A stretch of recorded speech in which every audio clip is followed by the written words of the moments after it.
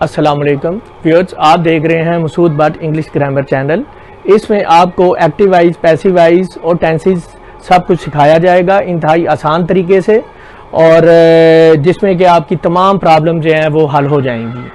आप मेरे चैनल को ज़्यादा से ज़्यादा लाइक करें, शेयर करें, कमेंट करें और बेल आइकॉन के बटन को ज़रूर दबा दें ताकि आपको तमाम लेटेस्ट वीडियोज़ जो है वो मिलती रहें। अब हम चलते हैं अपने पहले लेक्चर की तरफ, पहले लेसन की तरफ, जिसमें कि आपको तमाम बेसिक रूल्स जो है वो बताए जाएंगे। सबसे पहले तो व्यूअर्स, जब हम कोई टेंस सीखते हैं तो उसमें एक्टिव वाइज, पैसिव वाइज का हमारे आम लोगों के अंदर कॉन्सेप्ट आता है कि जी आपको एक्टिव वाइज, पैसिव वाइज आते हैं। तो नॉर्मली लोग कहते हैं कि जी हमें आते हैं या नहीं आते हैं। तो व्यूअर्स, इसी चीज़ को ही आपने देखना है, आपने समझना है। एक जुमला जो होता है उसके अंदर चार बुनियादी चीजें होती हैं जो आप लोगों ने किसी भी ट्रांसलेशन करते हुए उस रूल्स को ध्यान में रखना है। मिसाल के तौर पर चार चीजें कौन कौन सी होगी। नंबर एक तो होगा उसके अंदर सब्जेक्ट। सब्जेक्ट की डेफिनेशन ये है कि जुमले के अंदर जो भी काम कर रहा है वो कोई शख्स भी हो सकता है, कोई चीज भी हो सकती है, कोई जगह भी हो सकती है, कुछ भी हो सकता है, उसको हम सब्जेक्ट बोलते हैं। उसके बाद बारी आ जाती है नंबर 2 पे ऑब्जेक्ट। ऑब्जेक्ट वो होता है कि जिस चीज के ऊपर काम किया जा रहा है उसको हम ऑब्जेक्ट बोलते हैं। उर्दू में इसको मफूल जो है वो कहा जाता है। उसके बाद बारी आ जाती है वर्ब की। अब आपने देखना है कि जुमले के अंदर काम क्या हो रहा है। जो भी काम हो रहा है वो वर्ब कहलाएगा। उसके बाद व्यूअर्स, आपको एक आखिरी चीज जो है वो मैं इस जुमले में बताने लगा हूं, जो आपको कभी भी किसी भी वीडियो पे नहीं मिली होगी, किसी भी बुक में नहीं किसी ने बताया होगा, और वो है टाइम। टाइम एक ऐसी चीज है कि जिसके ऊपर स्टूडेंट ध्यान नहीं देते और उन्हें टेंसेस को सीखने में, ट्रांसलेट करने में दुश्वारी का सामना होता है। टाइम क्या है? टाइम तीन तरह के होते हैं। नंबर एक होता है प्रेजेंट। प्रेजेंट से मुराद ये होती है कि मौजूदा जमाना। मौजूदा जमाने को फिर आगे पहचान आप लोगों ने करनी है कि जो मौजूदा जमाने की पहचान है जुमले के अंदर उर्दू में लिखे में कैसी आती है, और वो होते हैं कि जुमले के आखिर में है, हूं और हैं आता है। फिर दूसरा जमाना आ जाता है, वो पास्ट का होता है। पास्ट का जमाना ये होता है कि उसको गुजरा हुआ जमाना भी बोलते हैं, और उसके बाद उसकी पहचान ये होती है कि जुमले के आखिर में था, थे, थी और अलफ, छोटी ए और बड़ी ए ये भी आते हैं। फिर उसके बाद अगला तीसरा जमाना आ जाता है, वो उसको कहते हैं हम फ्यूचर। फ्यूचर जो है वो होता है उसके जुमले के आखिर में गा, गे, गी, ये तीन चीजें आती हैं। अब इसके बाद एक और टिप मैं आपको देने लगा हूं, वो ये है कि ये तीनों की आम तौर पर टेंसेस सीखने वाली किताबों में भी तरतीब यही होती है। पहले प्रेजेंट होता है टेंस, फिर पास्ट होता है, फिर फ्यूचर होता है। ये ऐसा क्यों है? पहले फ्यूचर क्यों नहीं है, पहले पास्ट क्यों नहीं है? उसकी वजह यह है कि इंसान हमेशा सबसे पहले अपनी मौजूदा सूरत हाल को देखता है कि वो मौजूदा इस वक्त क्या है। उसके बाद वो उसका कंपैरिजन करता है अपने पास्ट के साथ, अपने माजी के साथ। इस वजह से सेकंड टाइम जो है वो पास्ट जो है वो टेंस किया जाता है। उसके बाद बारी आती है, हम अपने आने वाले जमाने के बारे में सोचते हैं कि हमने क्या करना है। तो उस तरह से हम जो है वो आगे फ्यूचर का टेंस शुरू करते हैं। अब जब हम जो है वो इसकी मिसालें देखते हैं तो मिसालें इस तरह से हैं कि आप देखें कि एक जुमला है, धोबी कपड़े धोता है। तो आप लोगों ने सबसे पहले तो ये जो मैंने चार चीजें बताई हैं, ये चार चीजें आपने इस जुमले के अंदर नोट आउट करनी है। उसको जिस तरह मैंने नीचे लिखा है, टी फॉर टाइम है, वी फॉर वर्ब है, ओ फॉर ऑब्जेक्ट है और एस फॉर सब्जेक्ट है। अब इस जुमले में देखें, हम अगर गौर करें तो हमें नजर आ रहा है कि धोबी कपड़े धोता है तो आपने पिन पॉइंट कर दिया टी लिख के, यानी टाइम कौन सा है। आमतौर पर स्टूडेंट्स को नहीं पता चलता कि ये जुमला प्रेजेंट का है, पास्ट का है, फ्यूचर का है। तो आप जब इसकी प्रैक्टिस कर लेंगे कि एंड के ऊपर है, तो पहला आपने पॉइंट कर देना है कि जी ये प्रेजेंट का जुमला है। उसके बाद आपने देखना है कि जी ये इसके अंदर काम क्या हो रहा है। काम हो रहा है धोना। क्या चीज होना? कपड़े धोना। काम हो रहा है धोना, तो धोना हमारा वर्ब हो गया। उसके बाद क्या चीज, किसके ऊपर अमल हो रहा है? कपड़ों के ऊपर, तो कपड़े हमारे हो गए ऑब्जेक्ट। और उसके बाद काम करने वाला कौन है? वो है धोबी। तो धोबी हमारा सब्जेक्ट हो गया। तो इस तरह ये जुमले के अंदर इन चीज़ों की पहचान जब आप आ जाएगी तो आगे जब अगले लेक्चर्स में आपको इनके सारे फॉर्मेशन बनाने का तरीकाकार बताया जाएगा तो आप लोगों के लिए ट्रांसलेशन करनी आसान हो जाएगी। इसी तरह ही दूसरा जुमला है साइमा गाना गाती थी। अब इसी तरह ही आपने इसमें पिन पॉइंट करना है कि टाइम कौन सा है। टाइम आप देखें टी यानी टाइम, थी पास्ट, यहां पे इधर जो है वो बता दिया हमने कि जी पास्ट का जो सेंटेंस है वो था, थे, थी वाला होगा। उसके बाद बारी आती है गाती, यानी वो काम क्या कर रही है, गाना गाने का कर रही है। और क्या कर रही है, गाना, यानी गाना हमारा ऑब्जेक्ट हो जाएगा। और कौन गाना गा रही है, वो साइमा गाना गा रही है, ये सब्जेक्ट हो गया। इसी तरह ही हमें एक सेंटेंस है, हमें तोहफा दिया गया। अब इसके अंदर आप अगर गौर करें तो ये एक लफ्ज है, एंड के ऊपर अलफ है, गया। ये जो गया लफ्ज है इसके अंदर वर्ब भी है और इसके अंदर हमारा देना वर्ब है, और गया का जो एंड वाला अलफ है ये इसको हम टाइम कहेंगे। और हमें, क्योंकि हमें दिया गया है, देने वाले का हमें नहीं पता कि देने वाला जुमले के अंदर कहां पे है, किसने दिया है, तो हमें लफ्ज है ये ऑब्जेक्ट है।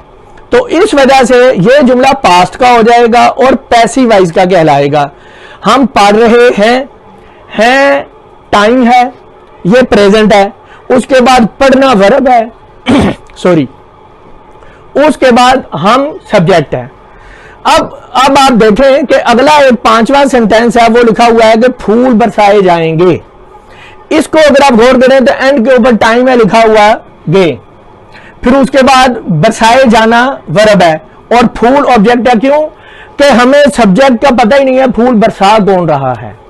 अब आप अगर गौर करें मजीद ये टाइम की पहचान के लिए, तो हर जगह पे आपको टाइम बिल्कुल एंड के ऊपर नजर आ रहा है एंड के ऊपर है, थी बिल्कुल एंड के ऊपर है, गया अलिफ एंड के ऊपर है एंड के ऊपर है, गे एंड के ऊपर है। तो ये पहचान आप लोगों ने जब तक अच्छे तरीके से इसके जुमले आप 10-10, 15-15 बना गए तो इसकी पहचान को आप रट ले कि टाइम कहां पे नजर आ रहा होता है। और उसके बाद आज का एक स्पेशल नोट मैं आपको बताने लगा हूं जो कि 90% स्टूडेंट्स को कॉन्सेप्ट क्लियर नहीं होता कि जुमला एक्टिव वॉइस का है या पैसिव वॉइस का है। कोई भी जुमला जो सब्जेक्ट से शुरू हो रहा होगा वो एक्टिव वॉइस से कहलाया जाएगा। कोई भी जुमला जो ऑब्जेक्ट से शुरू होगा वो पैसिव वॉइस का जुमला कहलाया जाएगा। ये एक रूल है और इस रूल को आपने सीखना है, रट लेना है, याद कर लेना है, ताकि आपको एक्टिव वॉइस और पैसिव वॉइस के जुमलों की पहचान जो है वो करने में मुश्किल। इसमें आपको बताया जाएगा कि टेंसेस कैसे 12 बने हैं और कुछ मज़ीद मालूमात आपके लिए जो है वो होगी। इसमें कोई 1-2 बातें जो है वो पिछले लेसन की मैं आपको थोड़ी सी दोहरा देता हूँ ताकि आप लोगों के लिए परेशानी ना हो। उसमें बताया गया था कि एक्टिव वॉइस और पैसिव वॉइस की पहचान क्या है और एक जुमले के अंदर कितनी चीज़ें आम तौर पर देखी जाती हैं। एक जुमले के अंदर आम तौर पर 4 चीज़ों को हम देखते हैं, जिसमें सब्जेक्ट होता है, ऑब्जेक्ट होता है, वर्ब होता है और चौथी चीज़ टाइम होती है। होती मौजूद है लेकिन कभी किसी ने बताया नहीं है, इसको आइडेंटिफाई नहीं किया गया कि ये टाइम है क्या। और इसको भी आप लोगों ने सबसे ज़्यादा ज़रूरी जो है वो टाइम है और वर्ब है जो कि आपने देखना है। किसी भी जुमले को अगर आप गौर करें तो वो जुमला टाइम और वर्ब के बगैर जुमला कभी भी मुकम्मल नहीं हो सकता। अगर टाइम निकाल देंगे जुमला तब भी मुकम्मल नहीं है, अगर वर्ब निकाल देंगे जुमला तब भी मुकम्मल नहीं है। ये प्रैक्टिस आप लोगों ने खुद करनी है। जुमले जो उर्दू के बने हुए हैं उनको देखें आप और प्रैक्टिस करके देखें कि आपको खुद ही समझ आ जाएगी। एक्टिव वॉइस के जुमले हमेशा सब्जेक्ट से शुरू होते हैं और पैसिव वॉइस के जुमले हमेशा ऑब्जेक्ट से शुरू होते हैं। ये एक टिप है छोटी सी, इसको ज़हन में रखिएगा, ये आपके आगे चल के बहुत काम आएगी। अब चलते हैं हम पहले अपने जो है वो दूसरे लेसन की तरफ। तो एक जुमले के अंदर 4 चीज़ें तो वो पिछले लेसन में जैसे कि मैंने बता दी हैं। अब आज के लेसन में बताया जाएगा कि वर्ब की कंडीशंस कौन कौन सी होती हैं टेंसेस के लिहाज से। आम तौर पर देखा जाता है कि जी स्टूडेंट से पूछते हैं हाँ जी आपको एक्टिव वाइज आते हैं, पैसिव वाइज आते हैं, तो स्टूडेंट कंफ्यूज हो जाते हैं, या कोई टीचर पूछ लेते हैं कि जी आपको टेंसेस आते हैं। Basically active voice passive wise है, ये टेंसेस का एक हिस्सा है, it's a part of tenses. तो आप लोगों ने एक तो ये समझना है कि एक्टिव वाइज पैसिव वाइज क्या चीज़ है। इसके अंदर सबसे पहले जो ज़्यादा ज़रूरी चीज़ है वो ये है, 4 चीज़ें मौजूद होती हैं, सब्जेक्ट, ऑब्जेक्ट, वर्ब और टाइम। सब्जेक्ट क्या है? जुमले के अंदर काम करने वाले को सब्जेक्ट कहते हैं, जिस चीज़ पर काम हो रहा हो उसको ऑब्जेक्ट कहते हैं, और उसके बाद जो काम हो रहा हो उसको वर्ब कहते हैं, और उसके अंदर वक्त होता है लिखा हुआ, वो पिछली वीडियो में बताया हुआ है कि वर्ब की कौन कौन सी शक्लें मौजूद हैं। अब आगे चलते हैं और बताता हूँ कि इनडेफिनेट क्या है, कॉन्टीन्यूस क्या है, वर्ब क्या है, परफेक्ट क्या है और परफेक्ट कॉन्टीन्यूस क्या है। ये बेसिकली चारों वर्ब की हालतें हैं हमारे पास। वैसे तो 3 फॉर्म्स ऑफ वर्ब होती हैं, first form, second form, third form.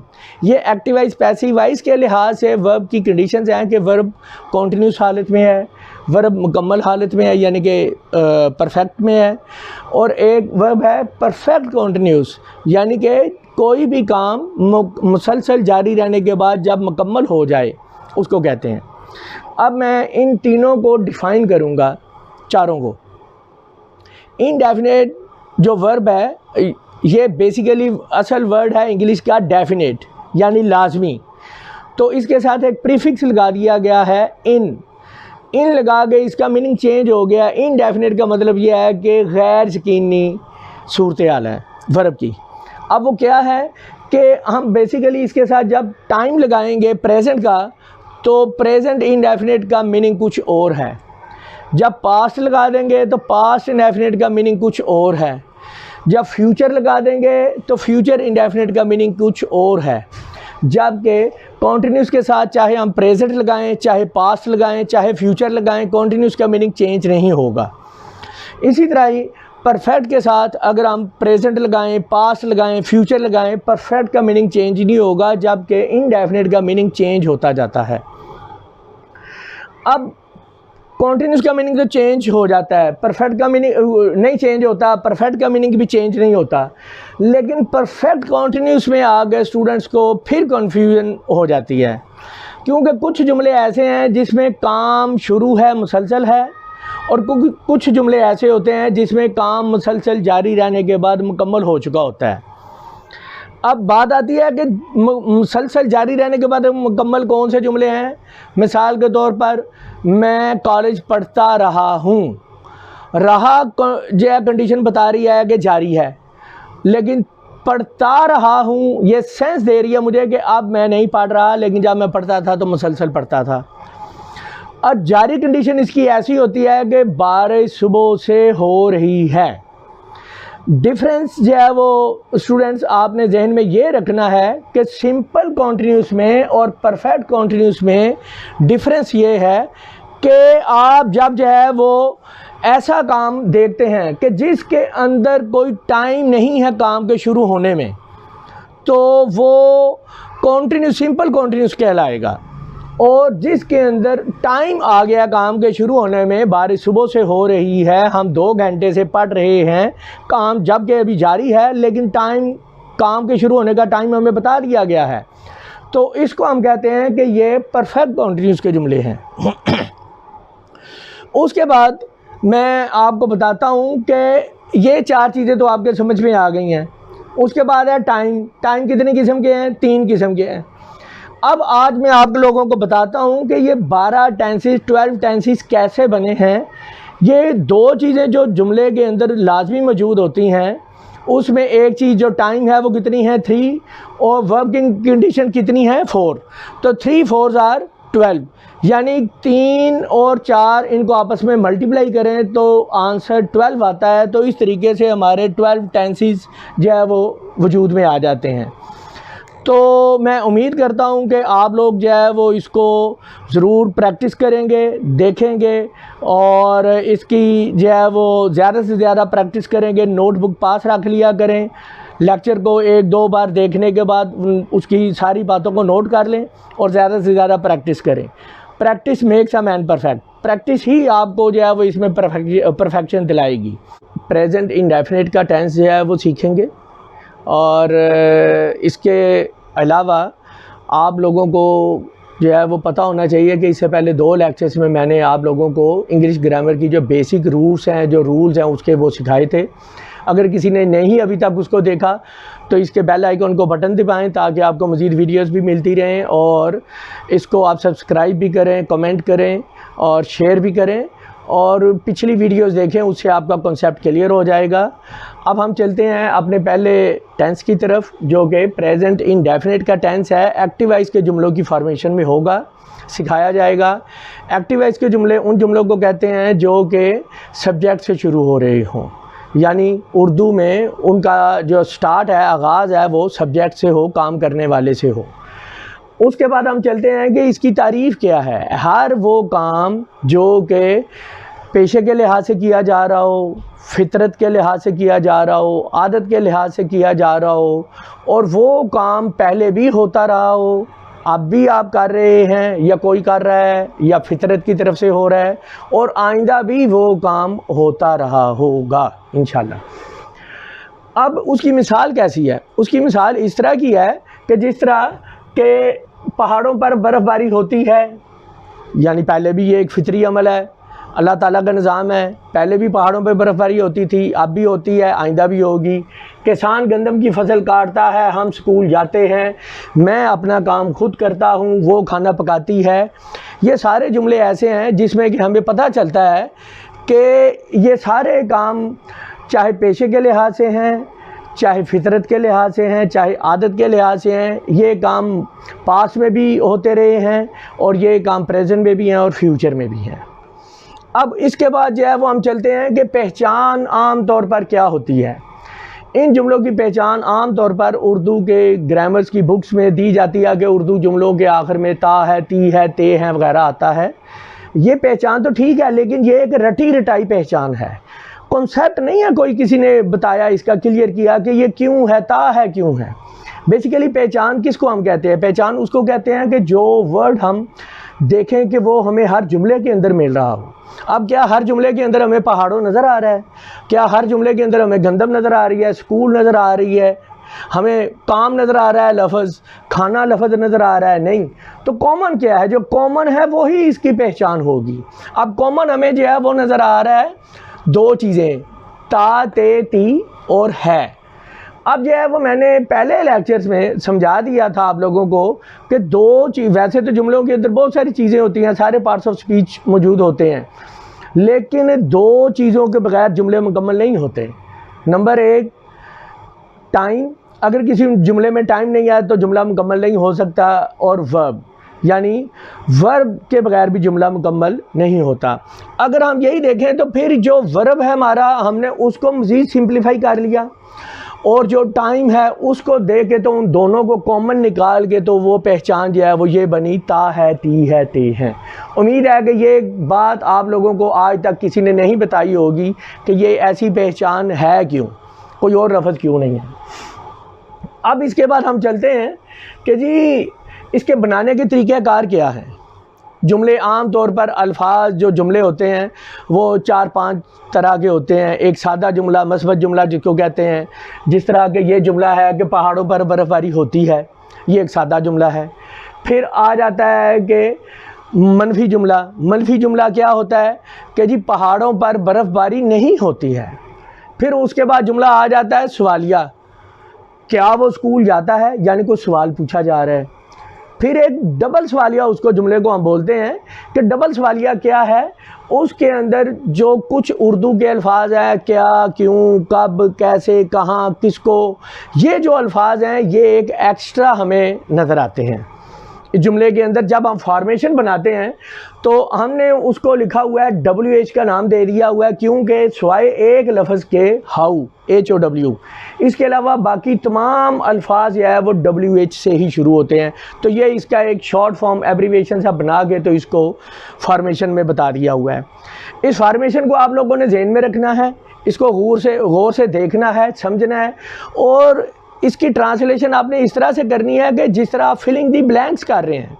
जो यहाँ पे दूसरे लफ्ज़ों में आप ये भी समझ सकते हैं कि ये यहाँ पे इंस्ट्रक्शन दी गई हैं कि पहले किस चीज़ की ट्रांसलेशन आपने करनी है। अब मिसाल के तौर पर सादा जुमले आ जाएंगे तो उसमें ट्रांसलेशन करते हुए आपने सबसे पहले सब्जेक्ट की ट्रांसलेशन करनी है। उर्दू में देखना है सब्जेक्ट क्या है, उसके बाद उसकी ट्रांसलेशन कर देनी है। उसके बाद आपने वर्ब की फर्स्ट फॉर्म लगानी है और प्लस एस या ई एस का इजाफा भी करना है उसके साथ, ये रूल है। उसके बाद आपने ऑब्जेक्ट की ट्रांसलेशन करनी है और फुल स्टॉप लगा देना, ट्रांसलेशन आपकी मुकम्मल हो जाएगी। अगर सवाल जुमला जो है वो मनफी आ जाता है, किसी काम के ना होने के जिक्र हो रहा है, तो उसमें आप क्या करेंगे कि सबसे पहले सब्जेक्ट ही लगाएंगे, लेकिन सब्जेक्ट के फ़ौरन बाद आपने डू नॉट या डज नॉट ये लगाने हैं। उसके बाद वर्ब की फ़र्स्ट फॉर्म सिर्फ लगानी है, एस या ये इसका इजाफा नहीं करना। यहाँ पे भी अब ये पॉइंट आ गया है कि जी एस या इसका इजाफा क्यों नहीं करना जी। उसकी रीज़न ये है कि हम उस कंडीशन को हम पहले पूरा कर चुके हुए हैं। कहाँ पे? ये डज लगा के। डी ओ बेसिकली वर्ब जो है वो तो डू है, डी ओ डू, तो उसके साथ रूल के मुताबिक ई एस लग गया तो डज बन गया, यानी वो कंडीशन हमने पूरी कर दी हुई है। तो इस वजह से यहाँ पर जो है वो एस या एस का इजाफा नहीं होगा। अगर सवालिया जुमले आ जाएंगे तो सबसे पहले आप डू डज सब ये यहाँ पे आगे जो है वो तमाम आप लोग एहतियात करें, समझें और गौर की बात है। ये पॉइंट मैं आपको बताने लगा हूँ कि अक्सर स्टूडेंट जो है वो डू डज लिखते हैं और उसके बाद कोई वर्ब लगा रहा होता है, कोई पहले सब्जेक्ट लगा देता है। इस तरह नहीं करना, आपने अपने आप को पाबंद करना है कि ये जो इंस्ट्रक्शन आपको दी गई हैं इसी के मुताबिक आपने चलना है। ज़्यादा से ज़्यादा प्रैक्टिस करनी है आपने। डू डज पहले लगाना है, उसके बाद आपने सब्जेक्ट लगाना है, उसके बाद वर्ब की फर्स्ट फॉर्म लगानी है, कोई ऐसी है इसका इजाफा नहीं होगा। उसके बाद आपने ऑब्जेक्ट की ट्रांसलेशन करके तो फुल स्टॉप नहीं लगाना, क्वेश्चन मार्क लगाना है। उसके बाद आ जाता है सवालिया मनफी। तुम आज स्कूल क्यों नहीं गए? सवाल भी पूछा गया और किसी काम के ना होने के बारे में पूछा गया, तो इसको हम कहते हैं सवालिया मनफी जुमला। इसके लिए WH का इस्तेमाल होगा, क्यों, वाई, ठीक है। उसकी ट्रांसलेशन उर्दू में क्या, क्यों, कब, कैसे, कहाँ, किसको, उर्दू के जुमले में जहाँ कहीं मर्जी लिखा हुआ हो। लेकिन इंग्लिश की ट्रांसलेशन का रूल ये है कि आपने उसकी ट्रांसलेशन करते हुए सबसे पहले उसको बाहर लिख देना है। सबसे पहले मिसाल के तौर पर तुम आज स्कूल क्यों नहीं गए, तुम स्कूल क्यों नहीं जाते हो, तो क्यों, वाई, उसके बाद तुम, उसके बाद क्या लगेगा, डू या डज। उसके नीचे जो है वो बता दिया हुआ है कि किन चीज़ों के साथ डू लगना है और किन चीज़ों के साथ डज लगना है। मिसाल के तौर पर ही, शी, इट, नेम कोई या सिंगुलर सब्जेक्ट आ गया तो उसके साथ आप लोगों ने डज लगाना है। आई, वी, यू, दे, कोई प्लूरल सब्जेक्ट आ गया तो उसके साथ आप लोगों ने डू लगाना है। तो यहाँ पे अगर आप जो है वो कहें कि जी तुम स्कूल क्यों नहीं जाते हो, तो तुम यू यहाँ पे आ गया यानी डू लग जाना है।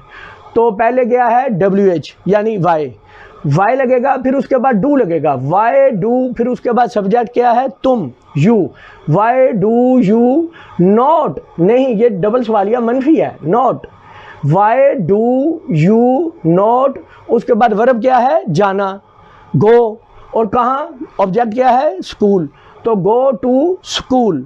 यानी इस तरीके से आप लोगों ने इसकी ट्रांसलेशन करनी है। रूल इसके हेल्पिंग वर्ब को आप ज़हन में रख लें कि ये डज किसके साथ लगता है, डू किसके साथ लगता है। दोबारा बता देता हूँ, he, she, it, name singular subject के साथ डज लगता है, आई, वी, यू, दे और प्लूरल के साथ डू लगता है। उसके बाद बारी आ जाती है कि एस का लगाना है इजाफा और ई एस का इजाफा करना है, तो उसके भी रूल्स हैं। हर चीज़ रूल के मुताबिक अगर आप समझेंगे तो आपको बिल्कुल आसानी के साथ समझ आ जाएगी सारी चीज़, ट्रांसलेशन करनी भी आपके लिए आसान हो जाएगी। अब उसके रूल क्या हैं, ये यहाँ पे लिखे हुए हैं।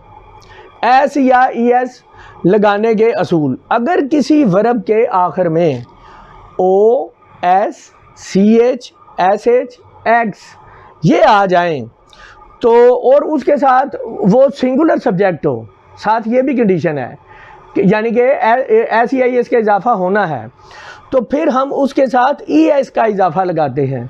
और उसके अलावा अगर बाकी जितने भी अल्फ़ाबेट आ जाएं तो उसके साथ अगर इजाफा करना है तो फिर सिर्फ एस का इजाफा किया जाता है। जिस तरह के इसकी मिसालें अब यहाँ पे मैंने दे दी हैं, अगर गो आ गया तो एंड के ऊपर ओ है तो उसके साथ ई एस का इजाफा किया जाएगा। कैच है तो कैचेस, ई एस का इजाफा किया जाएगा, सी एच है। Mix, mixes. Punish, S H आ गया, पनिशेस, इजाफा अगर करना है तो ई एस का इजाफा होगा। लेकिन अगर प्ले आ गया लिखा हुआ, P L A Y, play, end के ऊपर वाई है तो ये उस रूल के मुताबिक नहीं है, तो खाली एस का इजाफा हो रहा है, यानी प्लेज। रन है तो रन्स, गिव है तो गिव्स। इन तमाम चीज़ों को आप लोगों ने बार बार समझना है, बार बार कोशिश करनी है, प्रैक्टिस करनी है। और मुझे उम्मीद है कि आपको ये आज प्रेजेंट इंडेफिनिट का टेंस मुकम्मल तरीके से आ चुका होगा। एक्टिव वाइज के जुमले होंगे, ये इसी की फार्मेशन है। इसके बावजूद अगर आपको इस टेंस के हवाले से किसी को कोई क्वेश्चन हो तो वो बिला झिझक कमेंट में क्वेश्चन कर सकता है। आज का टॉपिक बेसिकली पिछले वाला ही है, लेकिन उसमें कुछ एग्जांपल्स हैं वो हलशुदा या हल की हुई मिस हो गई थी, तो वो मैं बताने लगा हूँ। पिछला टॉपिक जो है वो था प्रेजेंट इंडेफिनिट टेंस। उसका मैं एक छोटा सा रिव्यू आपको दे देता हूँ कि वो क्या था, और उसके बाद उसकी एग्जांपल्स जो है वो आज मैं आपको बताऊंगा कि एग्जांपल्स को ट्रांसलेशन को कैसे किया जाता है। रिव्यू में ये है कि प्रेजेंट इंडेफिनिट की तारीफ ये है कि ऐसे काम जो हम माजी में जो हम करते हों मौजूदा ज़माने में, लेकिन उनका तल्लुक माजी के साथ भी हो और मुस्तकबिल के साथ भी हो, और उन कामों को हम या आदत के लिहाज से कर रहे हों या पेशे के लिहाज से या फितरत के लिहाज से। अब उसके बाद जो है वो उसकी मिसालें आ जाती हैं कि मिसालें किस तरह की होती हैं कि जैसे हम स्कूल जाते हैं, पहले भी जाते थे बच्चे जो है वो, जब तक पढ़ाई उनकी ख़त्म नहीं होती वो प्रेजेंट पास्ट फ्यूचर तीनों टाइम में वो जाते रहते हैं। और वैसे भी इल्म जो है वो हासिल करना तो वो तो ज़रूरी है, वो तो इंसान मरते दम तक इल्म हासिल करता है, तालिब इल्म रहता है। किसान गंदम की फसल काटता है, किसान पहले भी गंदम की फसल आज से हज़ारों साल पहले भी काटता था, आज भी काटता है, कल भी काटेगा, आइंदा भी काटेगा। उस्ताद बच्चों को पढ़ाता है, उस्ताद पहले भी पढ़ाता था, अब भी पढ़ाता है, आइंदा भी पढ़ाता रहेगा, ये उसका पेशा है, ठीक है। और उसके बाद इसकी पहचान जो है वो रिव्यू करवा देता हूँ आप लोगों को कि पहचान क्या होती है। पहचान जिस तरह के मैंने बताया हुआ है कि दो चीज़ों से निकलती है, एक तो टाइम और एक तो वर्ब, क्योंकि हर जुमले के अंदर ये दो चीज़ें जो है वो लाजमी होती हैं। तो इस वजह से इन दो चीज़ों को से ही हम जो है वो कॉमन निकाल लेते हैं। और व्यूअर्स पहचान इसलिए भी ज़रूरी होती है कि ताकि आप लोग जब मिक्स ट्रांसलेशन कर रहे हो तो आपको पता चल जाए कि जुमले की ट्रांसलेशन जो है वो ये कौन सा टेंस है, तो इसकी ट्रांसलेशन कैसे करते हैं। आज की टिपिंग में आपको दूंगा कि टेंसेस कब आपको आ जाते हैं। अब उसके बाद रिव्यू में चलते हैं कि इसके बनाने का तरीका जो है वो बताया गया है। सब्जेक्ट जो है वो अपना शुरू में आ जाता है, उसके बाद जो है वो वर्ब की फर्स्ट फॉर्म के साथ एस या एस का इजाफा होता है, उसके बाद ऑब्जेक्ट लग जाता है। बाकी तमाम फार्मेशन जो है वो पिछले जो लेक्चर है उसके अंदर दी गई हैं कि बनाने के तरीक़ाकार क्या है।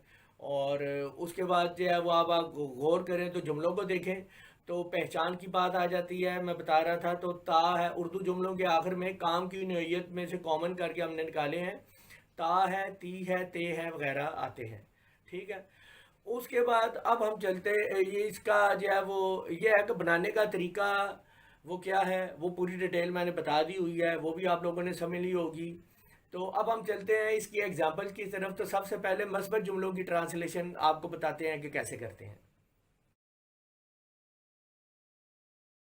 आपने मस्बत जुमलों की ट्रांसलेशन देख ली है कि किस तरह से की गई है। सबसे पहले जो है वो सब्जेक्ट की ट्रांसलेशन की गई है, उसके बाद वर्ब की फर्स्ट फॉर्म के साथ एस या एस का इजाफा किया गया है। एस या ये इस बात जहन में रखनी है, एस या ई एस का इजाफा उन सब्जेक्ट के साथ करते हैं जो सिंगुलर होते हैं, और SEIS का रूल भी मैंने बता दिया है कि अगर किसी वर्ब के आखिर में OX CS CH SH या S ये आ जाएं, जैसे गो है एंड के ऊपर गो है, कैच है एंड के ऊपर CH है, ठीक है, फिनिश है एंड के ऊपर SH है, तो और इजाफा करना है, लगाना है, ऐसे लगाना है, डिसाइड करना है कि ऐसे लगेगा या ES, तो इन जुमलों के साथ ES का इजाफा होगा। बाकी जितने भी वर्ब हैं उन सब के साथ सिर्फ S का इजाफा होगा अगर करना है तो। मिसाल के तौर पर प्ले है तो एंड के ऊपर वाई आ गया है, तो खाली अगर S लगाना है तो खाली S का इजाफा किया जाएगा। बाकी जितने भी प्लूरल वर्ब हैं या फिर आई, इन समेत सभी के साथ ES का या S का इजाफा नहीं किया जाता, ठीक है। तो आप लोगों ने इन जुमलों को गौर से देख लिया है। इन जुमलों की ट्रांसलेशन इन जैसे मिलते जुलते छोटे छोटे जुमले खुद भी बनाएं और इनकी ट्रांसलेशन करें, प्रैक्टिस करें। अब मैं आपको बताता हूँ मनफी जुमले कैसे बनाए जाते हैं। आपने देख लिया है कि मनफी जुमलों की फॉर्मेशन किस तरह की है, इंतहाई सिंपल है। तो इसके अंदर हेल्पिंग वर्ब इस्तेमाल हुआ है, डू और डज। अब आपने गौर करना है कि हमने इन जुमलों में SEIS का इजाफे को ख़त्म कर दिया है। उसकी रीज़न क्या है कि हमने इजाफा ख़त्म नहीं किया है, वो रूल अपनी जगह पे कायम है। वो कहाँ पे कायम है? डज लगा के। और डज किसके साथ लगेगा? डज उन्हीं वर्ब के साथ लगेगा, सब्जेक्ट के साथ लगेगा जिनके साथ SEIS का इजाफा किया गया है, यानी सिंगुलर सब्जेक्ट के साथ डज लगेगा। और डू उन्हीं के साथ लगेगा जिनके साथ इजाफा नहीं किया गया है। लिहाजा हमने अपनी सारे वो रूल्स हैं उनको भी पूरे का पूरा किया है। उम्मीद है आप लोगों ने ये एग्जांपल्स भी समझ ली होंगी। अब आप बाकी एग्जांपल्स भी देखें, सवालिया जुमलों की ट्रांसलेशन कैसे करते हैं और मनफी जुमलों की ट्रांसलेशन कैसे करते हैं।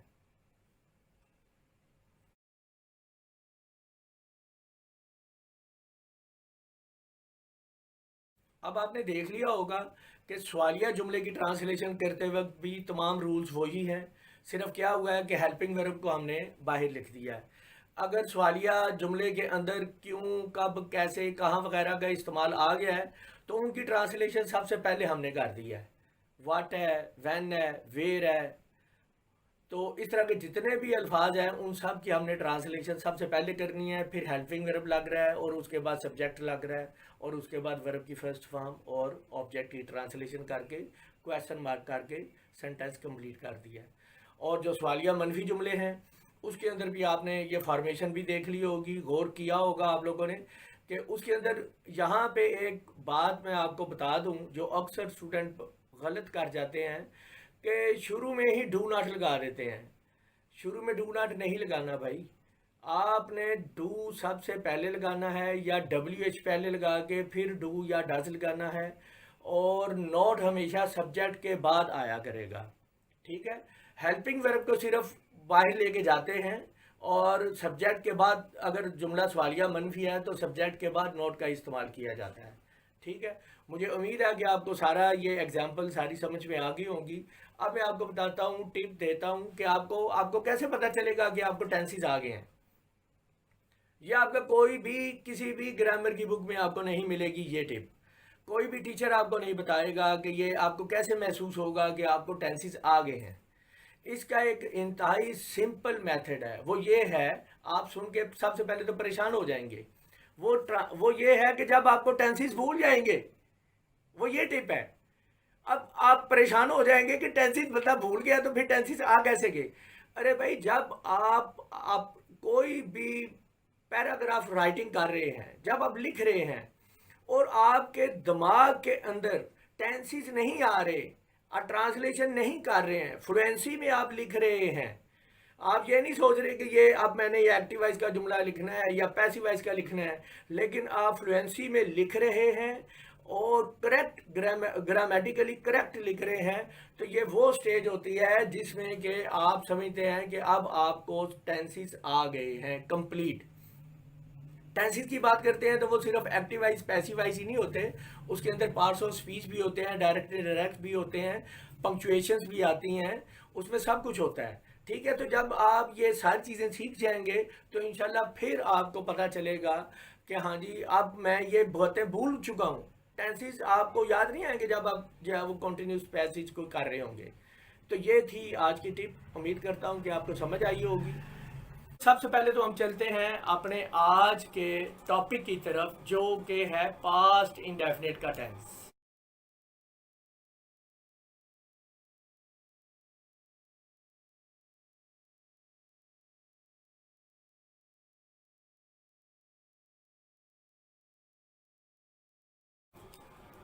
व्यूअर्स, आपने इसकी सबसे पहले तो तारीफ देखी है। इसकी पहली तारीफ तो ये है कि ऐसे काम जो कि माजी करीब में मुकम्मल हो चुके हों।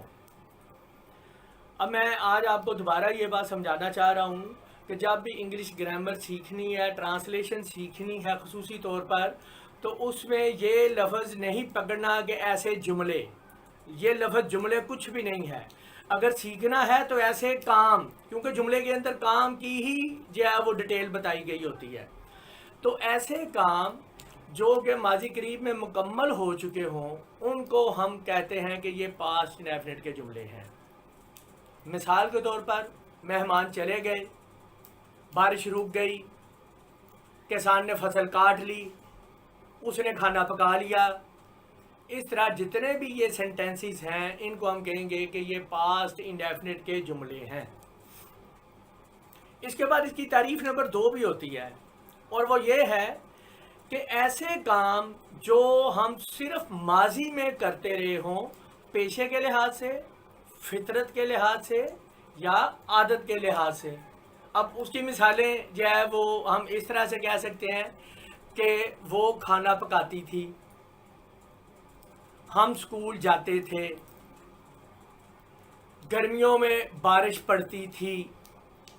तो ये ऐसे काम हैं जो आदत के लिहाज से, पेशे के लिहाज से, उस्ताद पढ़ाता था, उस्ताद का काम, उसका पेशा है पढ़ाना, तो वो बताना, कोई भी, ये सारी बातें होती हैं कन्वर्सेशन में, बताने में, कि मेरा बताने का इस वक्त मकसद ये है कि जी वो उस्ताद साहब जो है वो पढ़ाया करते थे, वो पढ़ाते थे।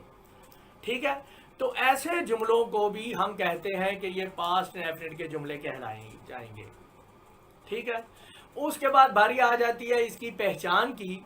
स्टेप बाय स्टेप जब आप एक चीज़ सीखेंगे तो आपको समझ आ जाएगी।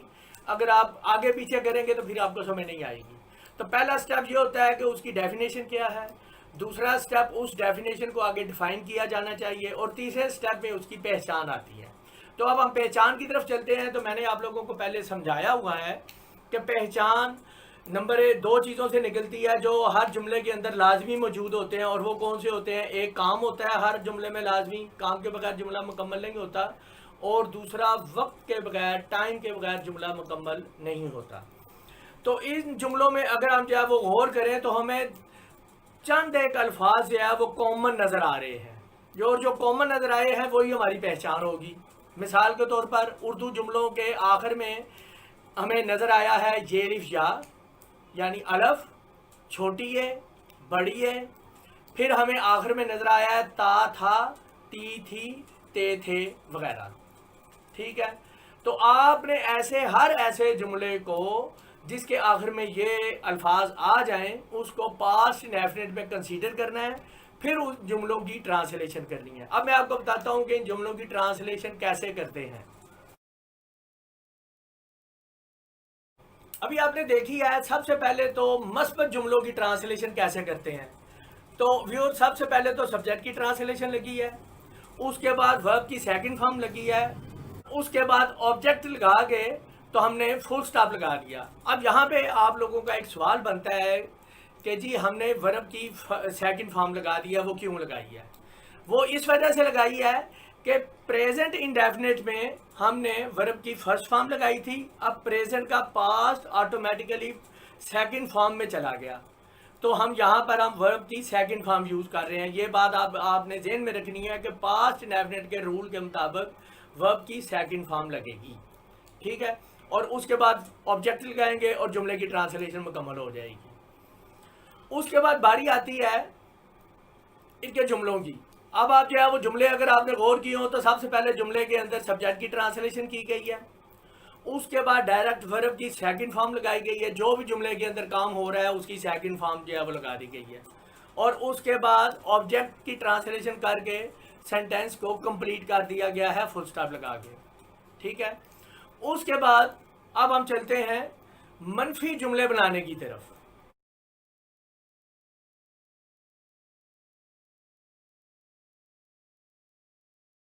व्यूअर्स, आपने इसमें मनफी जुमले बनाने का जो तरीका देखा है उसके अंदर आपके लिए फिर एक मरतबा एक सवाल पैदा हो गया है कि मनफी जुमले की तरीकाकार ये है कि सबसे पहले सब्जेक्ट लगा रहे हैं, उसके बाद डिड नॉट की लिख रहे हैं, उसके बाद वर्ब की फर्स्ट फॉर्म लगा रहे हैं और उसके बाद ऑब्जेक्ट लगा के फुल स्टॉप लगा के जुमले को मुकम्मल कर दिया हमने।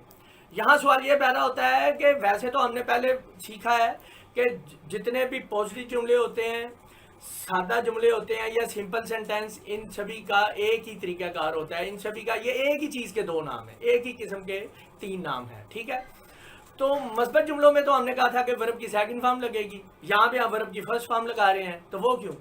वो इस वजह से कि हमारा जो डिड है ये बजाते खुद वर्ब की सेकंड फॉर्म है और हमने उस रूल को फॉलो किया है वर्ब की सेकंड फॉर्म को, इस वजह से हम डिड लगाते हैं।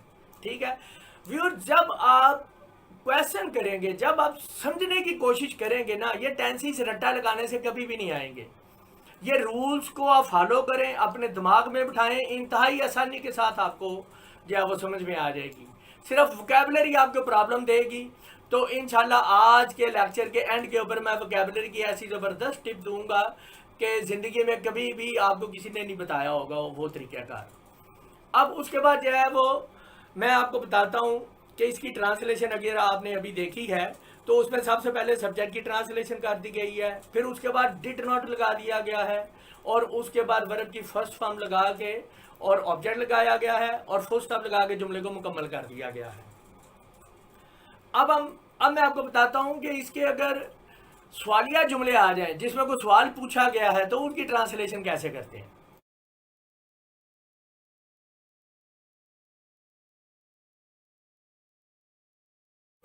व्यूअर्स, आपने अभी देखा है कि सवालिया जुमले में डिड पहले लगाया गया है, फिर सब्जेक्ट लगाया गया है, फिर वर्ब की फर्स्ट फॉर्म लगाई गई है और उसके बाद ऑब्जेक्ट लगाया गया है। ये बात आपने ज़हन में रखनी है, किसी भी टेंस में उसके हेल्पिंग वर्ब को बाहर जब हम लिख देते हैं तो वो जो उर्दू के अंदर हमारा क्या वाला लफ्ज़ है ना, उसकी ट्रांसलेशन कंप्लीट हो जाती है, उसी के अंदर ही आ जाती है। अब जो यहाँ पे पहले भी मैं बता चुका हूँ कि जो क्या वट वाला है, जिसकी ट्रांसलेशन वट है, वो जुमले के दरमियान में कहीं लिखा हुआ होता है, तो तब हम वट ट्रांसलेशन करते हैं और उसके बाद किसी उसी रिलेटेड जो टेंस होता है उसका हेल्पिंग वर्ब उसके बाद लगा देते हैं, तो क्या की इंग्लिश कंप्लीट हो जाती है। अब उसके बाद हमने पहले डिड लगा दिया, फिर सब्जेक्ट की ट्रांसलेशन कर दी, उसके बाद वर्ब की फर्स्ट फॉर्म रूल के मुताबिक उसकी ट्रांसलेशन करनी है जो भी जुमले के अंदर काम है। उसके बाद ऑब्जेक्ट लगा के तो क्वेश्चन मार्क लगाना ना भूलिएगा। अक्सर स्टूडेंट जो है वो क्वेश्चन मार्क की जगह पे फुल स्टॉप लगा देते हैं तो एग्जामिनेशन में उनके नंबर कट जाते हैं। ठीक है, इसके बाद चलते हैं हम सवालिया मनफी जुमले कैसे ट्रांसलेट किए जाते हैं।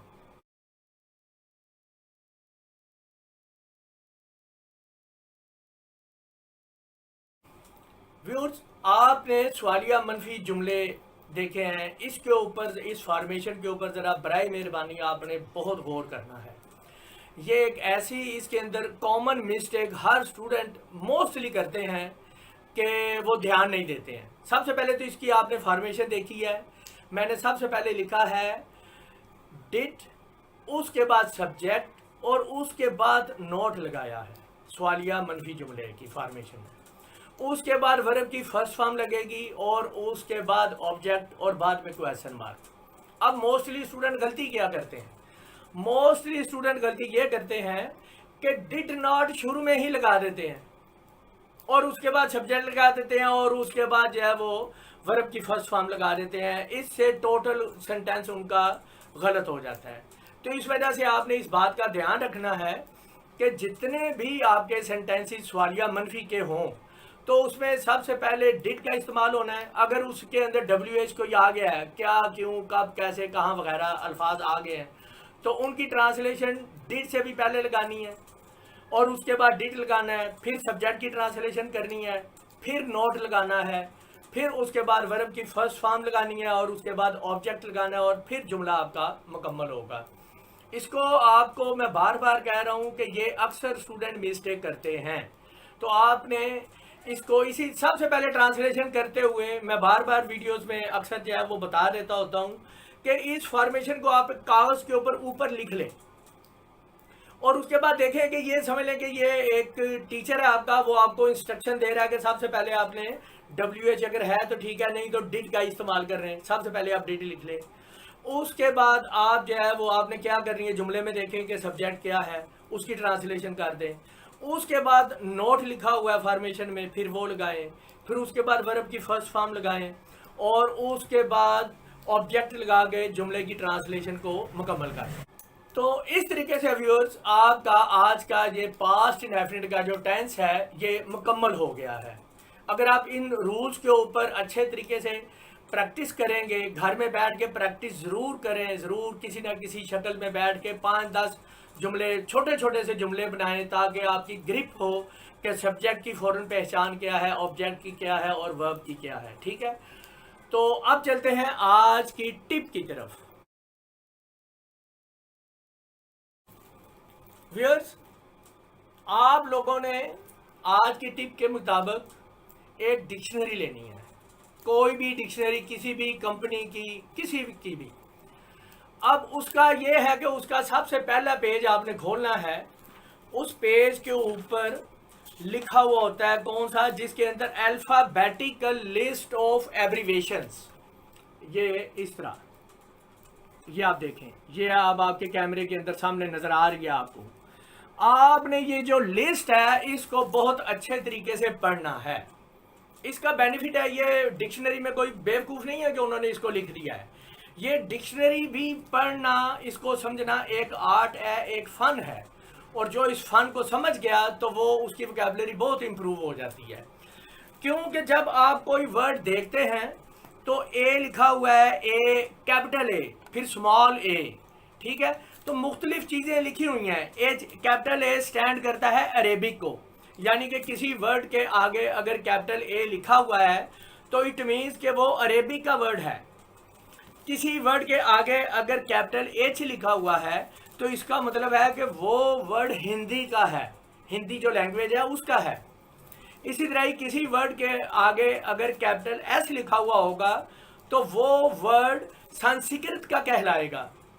इसी तरह ही किसी वर्ड के आगे अगर कैपिटल पी लिखा हुआ होगा तो इट मीन्स कि वो वर्ड पर्शियन का है, यानी फारसी का है।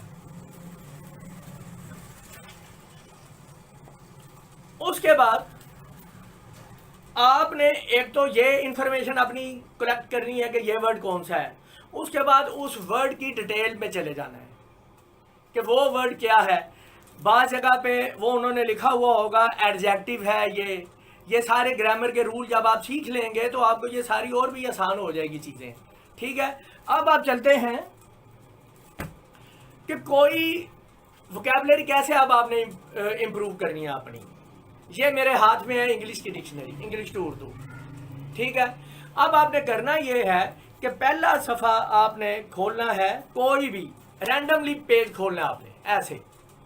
रैंडम का मतलब होता है बगैर देखे सुने, ऐसे। जो पहला वर्ड आ गया यहाँ पे, ये पहला वर्ड लिखा हुआ है डिक्शनरी के अंदर, ये आप ज़रा अगर गौर करें तो ये पहला वर्ड लिखा हुआ है। इसी तरह ही आपने इसकी पूरी डिटेल A to Z यहाँ से ऐसे शुरू करनी है, फिर ऐसे ऐसे ऐसे इसको कंप्लीट पढ़ना है। अच्छा, इसके अंदर ये नहीं आपने सोचना कि आपको समझ आ रही है या नहीं आ रही है, ये आपने काम नहीं करना। आगे उसकी ट्रांसलेशन भी लिखी हुई है, उसका सारा कुछ लिखा हुआ है, तो आपने उस डिक्शनरी को, उस वर्ड को पूरा पढ़ना है। और इसी तरह पूरी ये सफ़ा समझ लें कि पूरा पढ़ना है, सारे का सारा।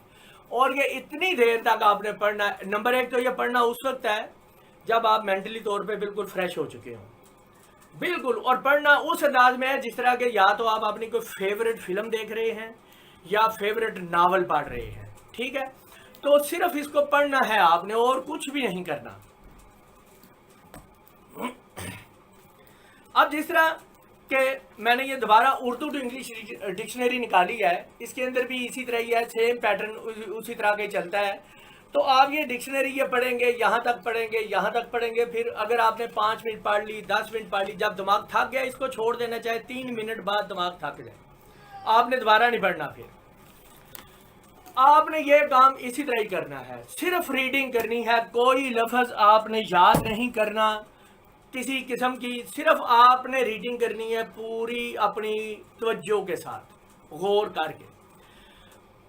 20 दिन, 25 दिन, महीने, 1.5 महीने बाद आपको ऐसा लगना शुरू हो जाएगा कि आप कोई भी लफ्ज़ डिक्शनरी का खोलेंगे ना कि आपने ये पहले पढ़ा हुआ है। ये एक साइकोलॉजिकल ट्रीटमेंट है, ये मैं आपको समझा दूँ। आपको ऐसे लगेगा कि जैसे आपने ये लफ्ज़ पहले भी पढ़ा हुआ है, आपका फिर इंटरेस्ट बढ़ जाएगा, हो इसका क्या मतलब था। जब आप दोबारा उसको पढ़ेंगे, वो आपके दिमाग के अंदर एक जो खाना अल्लाह ताला ने बनाया हुआ है, वहाँ पे वो आहिस्ता आहिस्ता फिक्स होना शुरू हो जाएगा। फिर जहाँ कहीं आपको वो लफ्ज़ नज़र आएगा, जहाँ कहीं आप उसको पढ़ेंगे, आपका दिमाग फ़ौरन क्लिक करेगा उस डिक्शनरी की तरफ और उसके अंदर से आपको मीनिंग उसका बता देगा कि इसका तो ये मीनिंग मैंने पढ़ा था। ये एक ऐसा यूनिक किस्म का आइडिया है कि जिसको आप इस्तेमाल करके तो आप अपनी वोकैबुलरी को बहुत ज़्यादा बढ़ा सकते हैं। तो मैं उम्मीद करता हूँ कि तमाम स्टूडेंट्स, तमाम घरेलू टीचर्स और माएँ बहनें जो घर में बच्चों को पढ़ाती हैं, वो अपने वोकैबुलरी को भी इस तरह इम्प्रूव करेंगी और अपने बच्चों को भी, अपने स्टूडेंट्स को भी इस तरीके से बताएंगी। वो है फ्यूचर इंडेफिनिट टेंस, इसको सीखना है हमने। तो सबसे पहले हम चलते हैं कि फ्यूचर इंडेफिनिट की पहचान, उसकी तारीफ और सारा कुछ क्या है।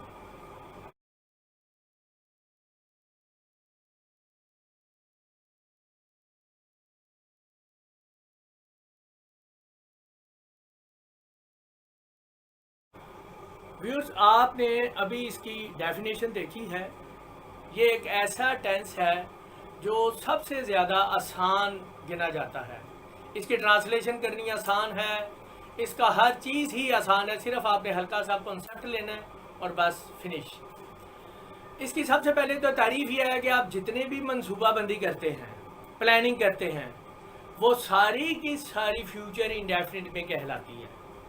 आप कोई भी, मिसाल के तौर पर मैं कहता हूँ कि मैं कनाडा जाऊँगा, सब लोग मरी जाएंगे, वो डॉक्टर बनेगा, मैं इंजीनियर बनूंगा, मैं अपना कारोबार करूंगा, ये सारी प्लानिंग है। ये जितने काम हैं ये मैं प्लानिंग कर रहा हूँ, मनसूबाबंदी कर रहा हूँ। तो इतने तमाम इस तरह के जितने भी मनसूबाबंदी हम करते हैं वो सारी फ्यूचर इंडेफिनिट में की जाती है। अब इसके रूल्स आप जो है वो देख लें, इसके जुमले तो मैंने आपको बता दिए हैं। अब जिस तरह के पहचान की बारी आती है तो मैं अक्सर समझाया करता हूँ कि पहचान क्या है। इसके अगर हम कामों में जाके देखें, काम जो उर्दू में लिखा हुआ लफ्ज़ है, कोई भी जाना है, जाऊँगा, खेलूँगा, तो इस कामों के अंदर कोई भी लफ्ज़ हमें कॉमन नहीं नज़र आ रहा, कोई भी लफ्ज़। तो कॉमन क्या नज़र आ रहा है हमें? टाइम यानी वक्त। और वो क्या है? वो सिर्फ 3 अल्फाज हैं। वो कौन कौन से हैं? गा, गे और गी। ये 3 अल्फाज के ऊपर इसकी पहचान मुश्तमिल है और उसकी वजह यही है कि इसके वर्ब यानी फेल के अंदर कोई भी लफ्ज़ कॉमन नज़र नहीं आता। ठीक है, तो ये तो इसकी पहचान है कि उर्दू, और ये आपको पता ही है, मुझे बताने की ज़रूरत नहीं है, आप माशाल्लाह तजर्बाकार हो गए हैं, समझदार हो गए हैं कि वक्त जो है वो जुमले के, हर जुमले के एंड के ऊपर आता है। तो उर्दू जुमलों के आखिर में आपको गा, गे, गी लिखा हुआ नज़र आएगा। ठीक है, अब हम चलते हैं इसका बनाने का तरीका क्या है। सबसे पहले तो आप ज़हन में ये रखें कि इसके जो फ्यूचर के हेल्पिंग वर्ब हैं वो सिंपल सेंटेंस से ही शुरू हो जाते हैं। यानी फ्यूचर के जो हेल्पिंग वर्ब हैं वो है विल और शैल, ये 2 हैं, विल और शैल। अब मैं आपको बता देता हूँ कि विल कहाँ पे लगेगा और शैल कहाँ पे लगेगा। शैल बेसिकली सिर्फ 2 जगह पे इस्तेमाल होता है, आई और वी के साथ शैल लगाया जाता है। बाकी इसमें कोई तमीज़ नहीं है कि सिंगुलर सब्जेक्ट है या प्लूरल है या कोई नाम है या क्या है। सब के साथ विल का इस्तेमाल किया जाता है। सबसे पहले बात तो ये आप ध्यान में रख लें। अब इसकी सादा जुमले बनाने की फॉर्मेशन जो है उसकी तरफ चलते हैं।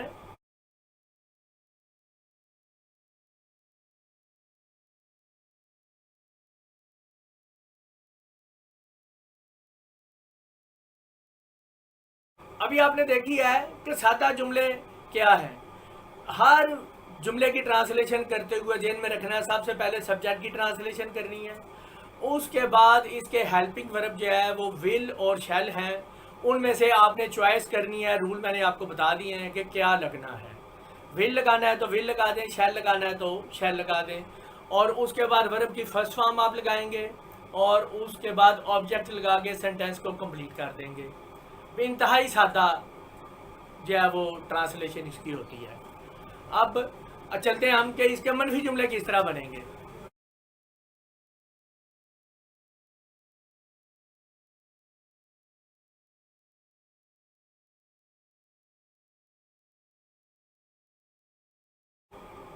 अब व्यूअर्स आपने मनफी जुमलों की फॉर्मेशन देख ली है कि सबसे पहले सब्जेक्ट लगेगा, फिर विल और शैल, नॉट उसके बाद लगेगा। ज़हन में रखा करें कि हमेशा हेल्पिंग वर्ब के जो बाद है वो नॉट लगाया जाता है किसी भी टेंस में, किसी भी टेंस में। तो उसके बाद नॉट का इस्तेमाल किया जाएगा, उसके बाद वर्ब की फर्स्ट फॉर्म लग रही है और उसके बाद ऑब्जेक्ट लगा के जुमले को मुकम्मल कर दिया जाता है।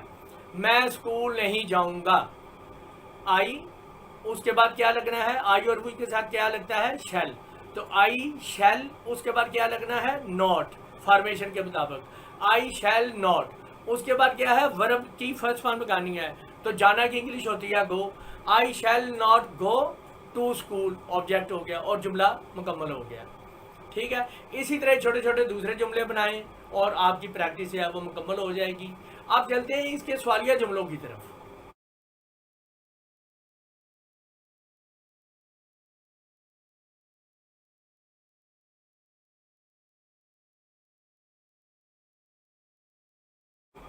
व्यूअर्स आपने देखे हैं कि सवालिया जुमले की फॉर्मेशन भी उसी तरह ही है जो रूल्स के मुताबिक है कि सबसे पहले हेल्पिंग वर्ब उसको बाहर ले आना है आप लोगों ने, विल या शैल लगाना है। उसके बाद आप लोगों ने सब्जेक्ट की ट्रांसलेशन करनी है, उसके बाद वर्ब की फर्स्ट फॉर्म लगानी है और उसके बाद आपने ऑब्जेक्ट की ट्रांसलेशन लगाने के बाद क्वेश्चन मार्क दे देना है। फुल स्टॉप नहीं लगाना, क्वेश्चन मार्क लगाना है। ये बात पिछले लेक्चर में भी मैंने आपको बता दी है, बार बार इसलिए रिपीट कर देता हूँ कि किसी ने अगर कोई लेक्चर बीच में किसी ने मिस कर दिया है तो उसको याद आ जाए, उसको समझ आ जाए। तो इस तरीके से सवालिया मनफी जुमले जो है वो उनकी सवालिया जुमले की ट्रांसलेशन हो जाती है।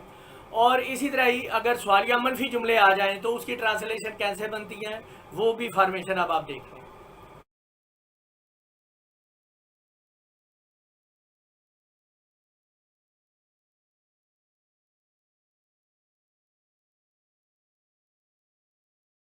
अब ये आपने फॉर्मेशन देखी है सवालिया मनफी जुमले, यानी सबसे पहले विल या शैल लगेगा, उसके बाद सब्जेक्ट की ट्रांसलेशन लगेगी और उसके बाद नॉट लगेगा और उसके बाद वर्ब की फर्स्ट फॉर्म लगेगी और उसके बाद ऑब्जेक्ट लगाएंगे और क्वेश्चन मार्क दे देंगे।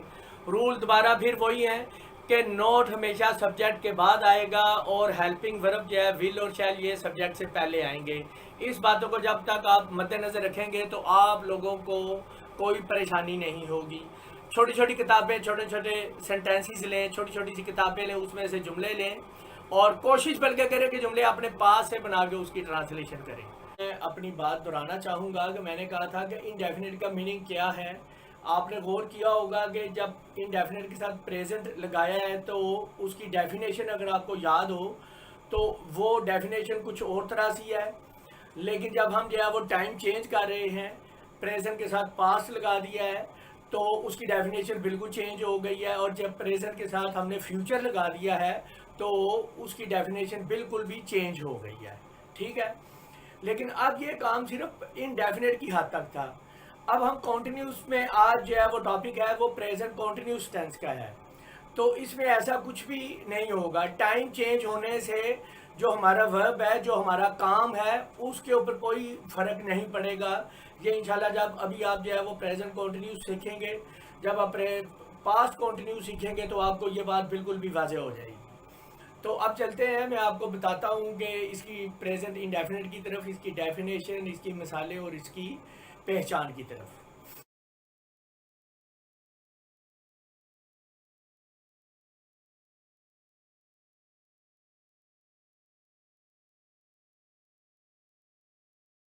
व्यूअर्स, आपने अभी इसकी देखी हैं, मिसालें देखी हैं, इसकी जो है वो पहचान देखी है, तारीफ़ देखी है।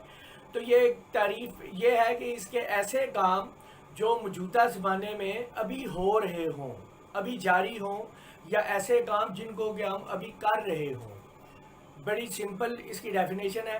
तो ऐसे काम जिसको कि अभी हो रहे हों और मौजूदा ज़माने में हो रहे हों, उनको हम कहेंगे कि ये प्रेजेंट कॉन्टिन्यूस के जुमले हैं। ठीक है। और जब हम मिसालों की तरफ आते हैं तो आप देख लें कि मिसाल के तौर पर बारिश हो रही है, किसान फसल काट रहा है, वो दवाई पी रही है, बच्चे सबक याद कर रहे हैं, मैंने घड़ी पहनी हुई है, बल्ब दीवार के ऊपर लगा हुआ है।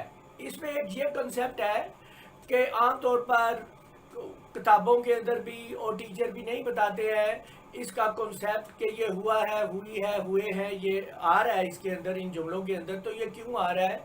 उसकी रीज़न यही है सिंपल, कि मैंने घड़ी पहनी हुई है, तो मेरा बताने का मकसद ये है कि मैंने मौजूदा ज़माने में पहनी हुई है और मैंने मुसलसल घड़ी पहनी हुई है, उतार के नहीं रखी हुई है। बल्ब दीवार के ऊपर लगा हुआ है, तो इसका मतलब है बल्ब दीवार के ऊपर लगा हुआ है और मुसलसल लगा हुआ है। तो इस वजह से ऐसे जुमले भी प्रेजेंट कॉन्टिन्यूस में ही शुमार किए जाएंगे। ठीक है। और कोई मिसाल इसी तरह ही आप अपने पास से कोई जुमले जो है वो बना सकते हैं। तो अगर आप जो है वो इसकी पहचान की तरफ हम आते हैं, तो अगर आप गौर करें तो पहचान फिर दोबारा वही आ जाती है कि जो टाइम है उसमें से कॉमन हमें क्या चीज़ नज़र आ रही है, वो है, हैं, हूँ वगैरह। और अगर हम वर्ब में से कॉमन चीज़ निकालें तो वो हमें तकरीबन 6-7 चीज़ें जो है वो 6-7 वर्ब अल्फाज जो है वो ऐसे हमें नज़र आ रहे हैं, जैसे कि रहा, रही, रहे, हुआ, हुई, हुए। तो इस तरीके से पहचान की जब हम जो है वो डिफाइन करेंगे तो उसका मतलब यह है कि ऐसे अल्फाज जो कि जुमले के आखिर में आ रहे हों, रहा है, रही है, रहे हैं, हुआ है, हुई है, हुए हैं। ठीक है।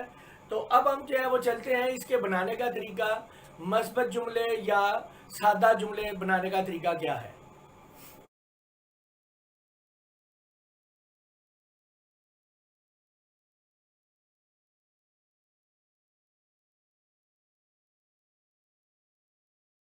व्यूअर्स, आपने देखा है कि मस्बत जुमले बनाने का तरीके में सबसे पहले एक्टिवाइज के, क्योंकि जुमले हैं तो जुमला शुरू ही सब्जेक्ट से होगा। सबसे पहले सब्जेक्ट की ट्रांसलेशन करेंगे, उसके बाद इसके हेल्पिंग वर्ब 3 हैं, इज, एम और आर। इज सिंगुलर सब्जेक्ट के साथ लगता है। अगर सब्जेक्ट सिंगुलर आ जाए यानी कि वाहिद आ जाए, एक हो, कोई नाम है, लड़का, लड़की, अहमद, तो उनके साथ इज़ आएगा। और अगर सब्जेक्ट प्लूरल है तो आर आएगा। ठीक है। यानी कि जमा के सीगे में आ जाता है। और इसी तरह ही अगर इसमें एक चीज़ है कि आई आ जाए तो आई के साथ एम का इस्तेमाल जो है वो किया जाता है हेल्पिंग वर्ब के तौर पे। तो इस तरीके से सबसे पहले सब्जेक्ट आएगा, उसके बाद इज़, एम, आर, इनमें से जो भी आप सब्जेक्ट के लिहाज से आप लगाएंगे। उसके बाद वर्ब की फर्स्ट फॉर्म लगाएंगे और उसके साथ आईएनजी का इजाफा कर देंगे।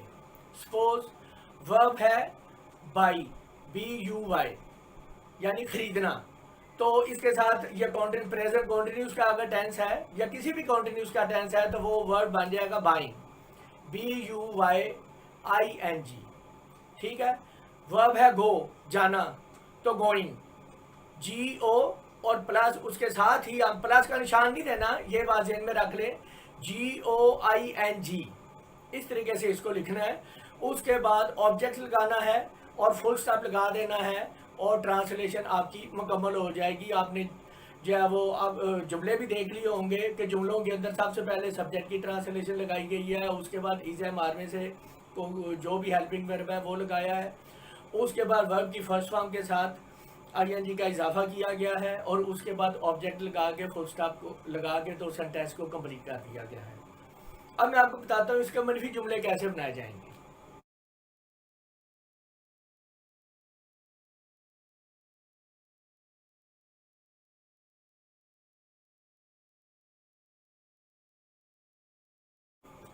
व्यूअर्स, आपने मनफी जुमलों की फॉर्मेशन भी देख ली है कि सबसे पहले सब्जेक्ट आएगा, उसके बाद इज एंड आर और उसके बाद नोट लगाया जाएगा। यानी कि हेल्पिंग वर्ब पहले सब्जेक्ट आएगा, फिर प्रेजेंट कंटिन्यूस के हेल्पिंग वर्ब आएंगे और उसके बाद नोट का इस्तेमाल किया जाएगा और उसके बाद वर्ब की फर्स्ट फॉर्म प्लस आईएनजी और उसके बाद ऑब्जेक्ट लगाएंगे और फुल स्टॉप लगा देंगे। तो इस तरीके से मनफी जुमलों की ट्रांसलेशन आपकी हो जाएगी। ठीक है, अब मैं आपको बताता हूँ सवालिया जुमले कैसे जो है वो उसकी अगर जुमला सवालिया आ जाए तो उसकी ट्रांसलेशन कैसे करेंगे आप।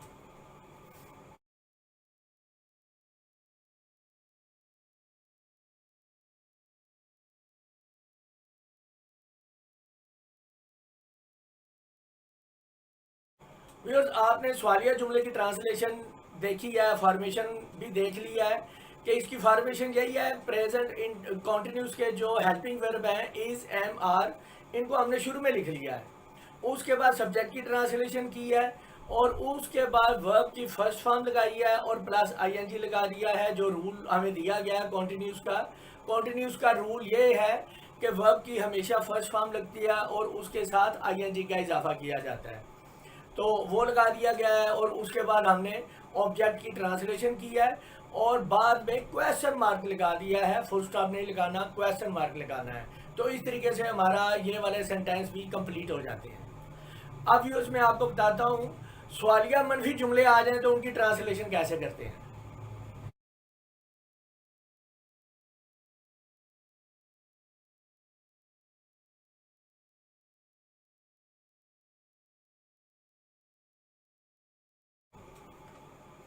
व्यूअर्स, अभी आपने सवालिया मनफी जुमलों की भी फॉर्मेशन देख ली है कि सबसे पहले क्या है कि उसी तरह ही हेल्पिंग वर्ब सबसे पहले लिखने हैं, उसके बाद सब्जेक्ट की ट्रांसलेशन करनी है, उसके बाद सब्जेक्ट के बाद नोट लगाते हैं। ठीक है, कई स्टूडेंट ऐसे होते हैं वो पहले हेल्पिंग वर्ब लगा के तो साथ ही उसके नोट भी लगा देते हैं, ये गलत तरीकाकार है।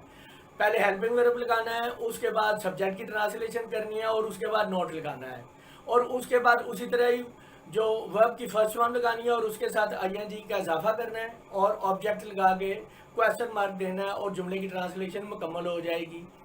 यहाँ पे भी मैं आपको बताता चलूँ, अगर जुमले में क्या, क्यों, कब, कैसे, कहाँ वगैरह अल्फाज आ जाएं तो उनकी ट्रांसलेशन हेल्पिंग वर्ब से पहले करनी है।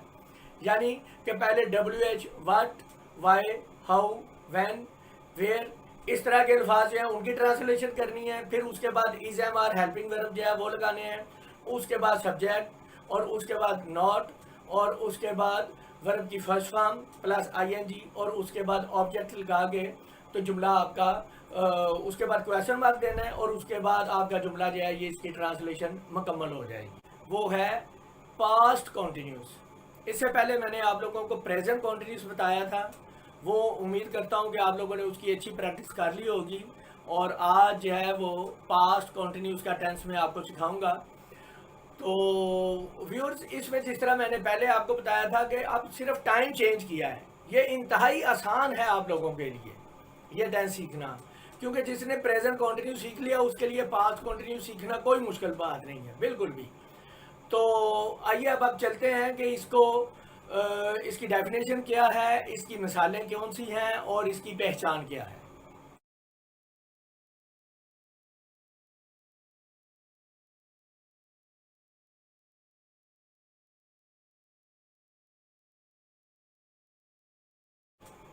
जैसा कि अभी आपने देखा है, इसकी तारीफ बिल्कुल प्रेजेंट कॉन्टिन्यूस की तरह है, सिर्फ फ़र्क क्या है, टाइम चेंज कर दिया गया है। यानी क्या तारीफ में हम ऐसे जुमलों को शामिल करेंगे पास्ट कॉन्टिन्यूस में कि जो माजी में हम मुसलसल करते रहे हों।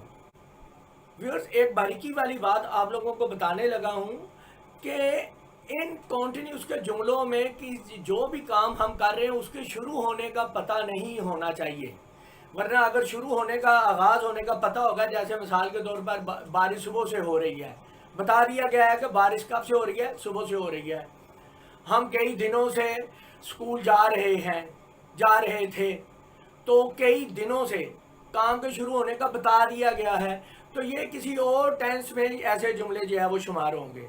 तो इसलिए ये बात जहन में आपने बिठा लेनी है कि इसकी तारीफ ये है कि ऐसे काम जो माजी में हम मुसलसल करते रहे हों, ठीक है, या ऐसे काम जो माजी में जारी हालत में हों, ठीक है। अब जैसे इसकी मिसालों की तरफ अगर हम जो है वो आएँ, तो प्रेजेंट कॉन्टिन्यूस वाली मिसालें अगर मैं समझाना चाहूँ कि जैसे किसान फसल काट रहा है, ये है लग के प्रेजेंट कॉन्टिन्यूस हो गया, लेकिन जो अब आज का लेक्चर है पास्ट कॉन्टिन्यूस का, तो उसमें हम कहेंगे कि किसान फसल काट रहा था, उसने घड़ी पहनी हुई थी, बच्चे कुर्सियों पर बैठे हुए थे, बारिश हो रही थी, वो खाना पका रही थी। तो उम्मीद करता हूं कि आपको इसके जुमलों की फॉर्मेशन समझ में आ गई होगी कि इस तरह के जुमले होंगे कि जैसे हम किसी को बताना चाह रहे हैं कि वो खाना पका रही थी, बारिश हो रही थी, जैसे आपस में बैठे बंदा कोई वाकया शेयर कर रहा होता है। तो इसकी आप पहचान की तरफ चलते हैं। तो पहचान में इस तरह से है कि उर्दू जुमलों के आखिर में रहा था, रही थी, रहे थे, हुआ था, हुई थी, हुए थे वगैरह आता है, ठीक है। तो इस तरीके से अब आपको समझ आ गई होगी कि ये पास्ट कॉन्टिन्यूस के जुमले किस तरह के हैं। मुझे ज़्यादा समझाने की ज़रूरत नहीं है क्योंकि प्रेजेंट कॉन्टिन्यूस आपको अल्हम्दुलिल्लाह बड़े अच्छे तरीके से समझ में आ गया है। अब चलते हैं कि इसके मस्बत जुमले कैसे बनाए जाएं।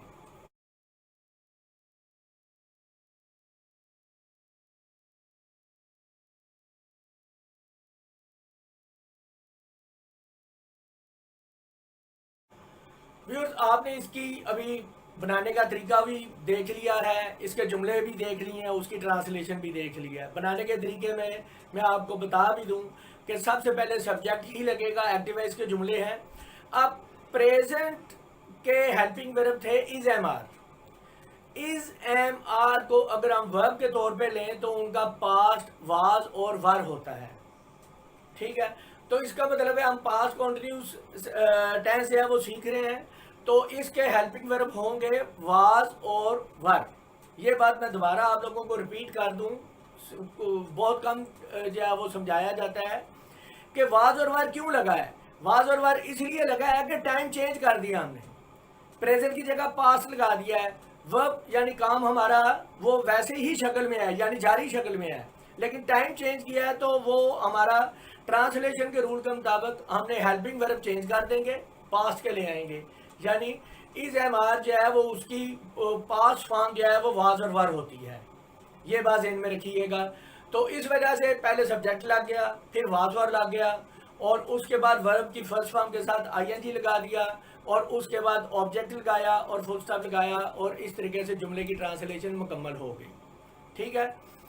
उसके बाद अब अगर आप जो है वो थोड़ा सा गौर करें तो ये सारी की सारी ट्रांसलेशन से है वो इन्हीं रूल्स के तहत की गई है।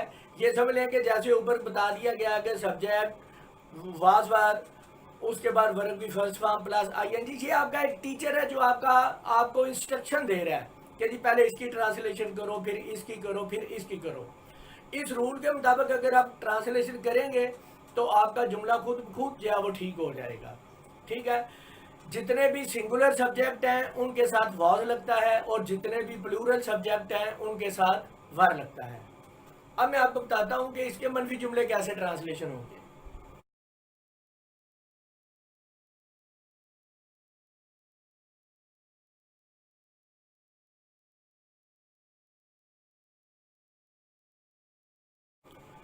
व्यूअर्स, आपने देखा होगा इसके मनफी जुमलों की ट्रांसलेशन भी बिल्कुल वैसी ही है जैसी प्रेजेंट कॉन्टिन्यूस की थी।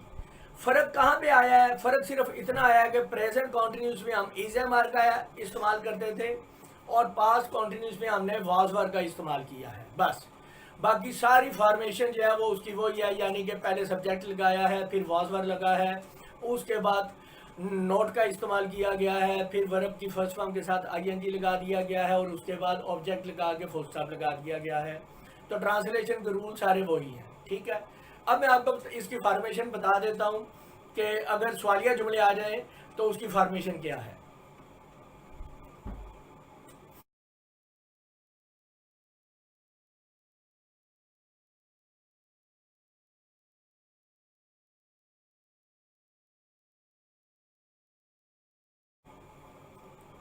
व्यूअर्स, आपने अभी देखा है कि सवालिया जुमले भी वैसे ही हैं कि सबसे पहले वाज वर्ब लगेगा, उसके बाद सब्जेक्ट की ट्रांसलेशन होगी, उसके बाद वर्ब की फर्स्ट फॉर्म लगेगी प्लस आईएनजी होगा, और उसके बाद ऑब्जेक्ट लगाएंगे और बाद में क्वेश्चन मार्क लगा देंगे। तो इस तरीके से आपका जुमला मुकम्मल हो जाएगा। इन्हीं में ही अगर क्या, क्यों, कब, कैसे वगैरह अल्फाज आ जाए तो उसकी ट्रांसलेशन आपने वाज वर्ब से पहले करनी है। ये बात जो है वो मैं बार बार इसलिए करता हूँ ताकि आप लोग बार बार इस बात को सुने और आपको अच्छे तरीके से ये रूल याद हो जाए और इसकी प्रैक्टिकल भी आप लोग करें। तो यानी WH पहले आ जाएगा, फिर वाज वर्ब होगा, उसके बाद सब्जेक्ट की ट्रांसलेशन करेंगे, उसके बाद वर्ब की फर्स्ट फॉर्म प्लस आईएनजी, और उसके बाद ऑब्जेक्ट लगा के जुमले को मुकम्मल कर देंगे और बाद में क्वेश्चन मार्क होगा। अब मैं आपको बताता हूँ इसके सवालिया मनफी जुमलों की ट्रांसलेशन जो है वो कैसे करनी है।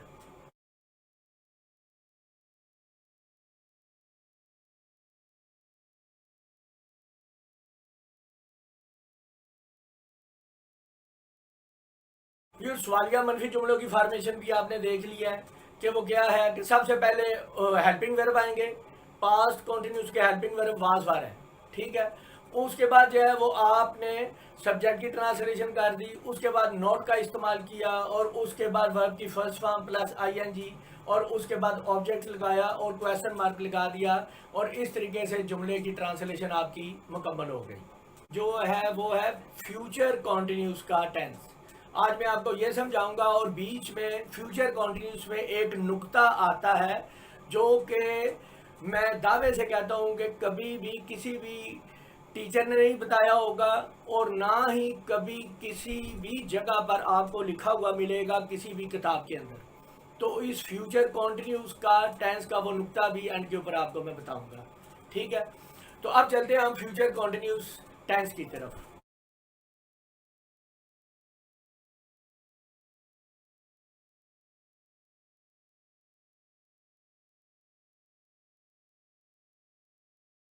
व्यूअर्स, आपने अभी फ्यूचर कॉन्टिन्यूस टेंस की डेफिनेशन देखी है।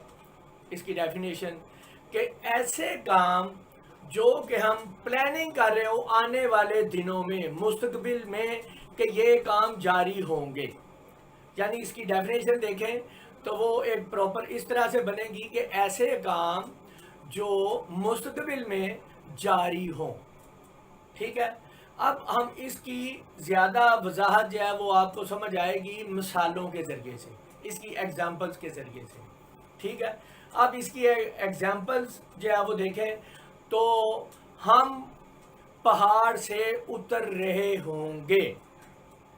बेसिकली फ्यूचर का तो तमाम टेंस प्लानिंग के ऊपर ही डिपेंड करता है, लेकिन वो प्लानिंग कभी कॉन्टिन्यूटी में आ जाएगी, कभी वो परफेक्ट हो जाएगा, कभी इनडेफिनेट आपको सिखाई दिया है। तो ये भी एक प्लानिंग ही है कि हम पहाड़ से उतर रहे होंगे, ठीक है। जैसे सब लोग मरी जा रहे होंगे, यानी जाने का जो अमल है उसकी तरफ इशारा है कि वो कॉन्टिन्यूटी में है, ठीक है। वो क्रिकेट खेल रहा होगा, ठीक है। तो इस तरह के उसने काले रंग की कमीज पहनी हुई होगी, ठीक है। मेहमान कुर्सियों पर बैठे हुए होंगे। तो ये इस तरह के इसके जुमले आपको देखने में मिलेंगे, या अगर आपने खुद बनाने हैं तो गुलदान में फूल लगे हुए होंगे। किसी भी ये जुमले जो है वो आप कोशिश किया करें कि अपने पास से खुद से बनाया करें, और उसकी ट्रांसलेशन करें, डिक्शनरी पास रखें, इंशाल्लाह ताला आपको जो है वो कोई इतनी को खास प्रॉब्लम नहीं आएगी। इंग्लिश टू उर्दू डिक्शनरी भी पास रखा करें और उर्दू टू इंग्लिश डिक्शनरी भी आपने पास रखा करें। अब आपने इसकी एग्जाम्पल से देखा होगा कि इसकी पहचान में अब 2-3 तरह की चीज़ें कॉमन नज़र आ रही हैं। शुरू में मैंने बताया था एक नुक्ता, वो नुक्ता एक तो मैं अभी जो है वो मैं आपको बता देता हूँ। जब मैं टाइम की तरफ जाता हूँ तो टाइम में कॉमन मुझे 3 अल्फाज नज़र आ रहे हैं। वो क्या है? गा, गे, गी। उसके बाद बारी आ जाती है वर्ब की। अब वर्ब वही कॉमन है जो प्रेजेंट कॉन्टिन्यूस में थे और जो पास्ट कॉन्टिन्यूस में थे, यानी रहा, रही, रहे, हुआ, हुई, हुए। ये तो कॉमन होगी 2 चीज़ें, लेकिन इसके अंदर एक और लफ्ज़ हर जुमले में कॉमन नज़र आ रहा है और वो है होना। जैसे हम बाजार जा रहे होंगे, होंगे, ठीक है। होना इसके अंदर एक लफ्ज़ मौजूद है। वो कराची की सैर कर रहा होगा, यहाँ पर भी होना एक लफ्ज़ आ गया है। मेहमान अपनी सीटों पर बैठे हुए होंगे, यहाँ पर भी लफ्ज़ होना आ गया। तो इस तरीके से हर लफ्ज़ में होना यानी हो एक कॉमन है। अब यहाँ पर आप लोग जो है वो गौर करें तो होना की इंग्लिश को आपने जहन में रखना है। होना की इंग्लिश क्या होती है? बी। बी की सेकंड फॉर्म होती है वाज और बीन थर्ड फॉर्म होती है। Be was been. तो बी का इजाफा इसमें एक एक्स्ट्रा किया जाएगा इसके बनाने के तरीके में। तो इसलिए व्यूअर्स इसकी जो पहचान है वो ये है कि उर्दू जुमलों के आखिर में रहा होगा, रही होगी, रहे होंगे, हुआ होगा, हुई होगी, हुए होंगे आपको नज़र आएगा। ठीक है। अब मैं आपको बताता हूँ कि फ्यूचर कॉन्टिन्यूस के सादा जुमले बनाने का तरीका क्या है।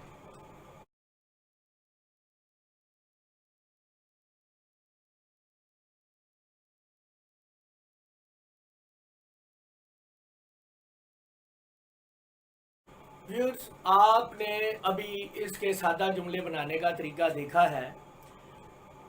ये बात एक जहन में रखनी है कि फ्यूचर के जो हेल्पिंग वर्ब है वो विल और शैल हैं, जो क्या मुझे बताने की ज़रूरत नहीं है कि विल किसके साथ लगता है और शैल किसके साथ लगता है। अब सबसे पहले लिखा है ट्रांसलेशन करते हुए सब्जेक्ट की ट्रांसलेशन करनी है। उसके बाद फ्यूचर के हेल्पिंग वर्ब लगाने हैं विल या शैल। उसके बाद अभी आपको मैंने नुक्ता बताया था होना, हर जुमले में होना लिखा हुआ है, तो हम होना की इंग्लिश बी लगा के कवर करेंगे। तो क्या होगा? पहले सब्जेक्ट आएगा, फिर विल या शैल और उसके बाद बी। फॉर्मेशन आपको हर किताब के अंदर ये मिल जाएगी, विल भी लगाएं या शैल भी लगाएं, लेकिन आज तक कभी किसी ने बताया नहीं होगा कि बी क्यों लगाया गया है। तो बी लगाने की वजह यही है कि होना की जो इंग्लिश है उसको कवर किया गया है, ताकि हर जुमले के अंदर होना लिखा हुआ है, तो हर जुमले के अंदर विल भी शैल भी लगाएंगे तो वो उसकी ट्रांसलेशन कंप्लीट हो जाएगी। तो फिर उसके बाद रूल वही कॉन्टिन्यूस के आ जाएंगे कि वर्ब की फर्स्ट फॉर्म लगेगी और उसके साथ आईएनजी का इजाफा हो जाएगा। उसके बाद जो है वो हम ऑब्जेक्ट लगाएंगे, बाद में फुल स्टॉप लगाएंगे और ट्रांसलेशन कंप्लीट हो जाएगी। यानी जो ट्रांसलेशन अभी आपने देखी है उसमें अगर आप गौर करें तो सबसे पहले उसी इंस्ट्रक्शन के मुताबिक सब्जेक्ट की ट्रांसलेशन की गई है, उसके बाद विल भी या शैल भी लगाया गया है, उसके बाद वर्ब की फर्स्ट फॉर्म प्लस आईएनजी और उसके बाद ऑब्जेक्ट लगा के फुल स्टॉप लगा दिया गया है। जुमले की ट्रांसलेशन कंप्लीट हो गई है। अब चलते हैं इसके मनफी जुमलों की तरफ कि मनफी जुमले कैसे बनाए जाते हैं।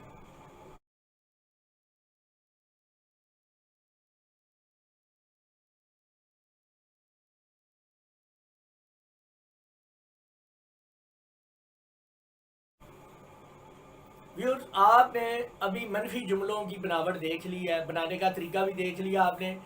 अब इसमें एक चीज़ आपने गौर करनी है, जो नोट है नहीं यानी NOT नोट, उसकी प्लेसिंग के ऊपर ध्यान देना है आप लोगों ने।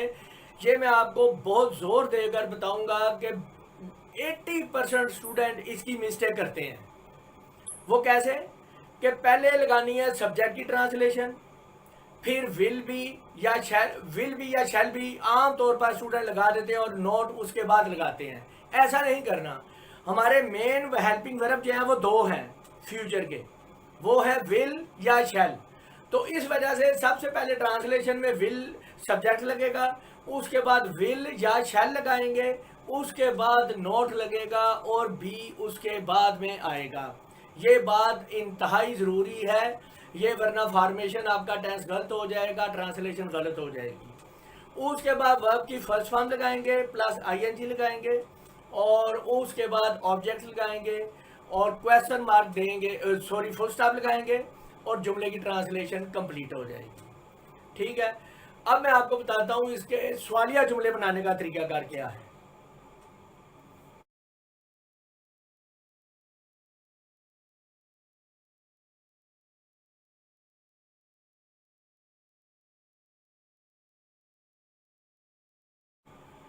अभी आपने इसके सवालिया जुमले बनाने का तरीका देख लिया है।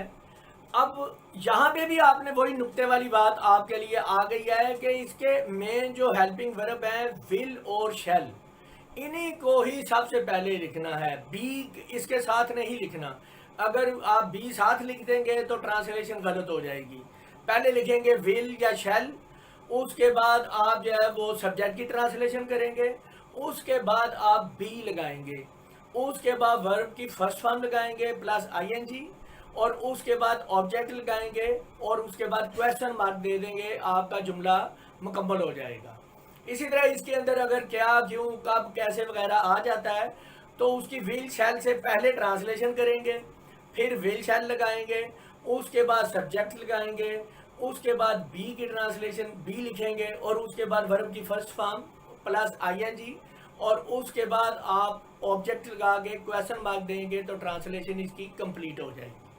ठीक है, मैं दोबारा आपको रिपीट कर दूं कि विल और शैल के साथ बी को इकट्ठा सिर्फ सिंपल सेंटेंस में लिखना है, बाकी किसी सेंटेंस में इकट्ठा नहीं लिखना आप लोगों ने। अब मैं आपको बताता हूं इसके सवालिया मनफी जुमलों की ट्रांसलेशन क्या है।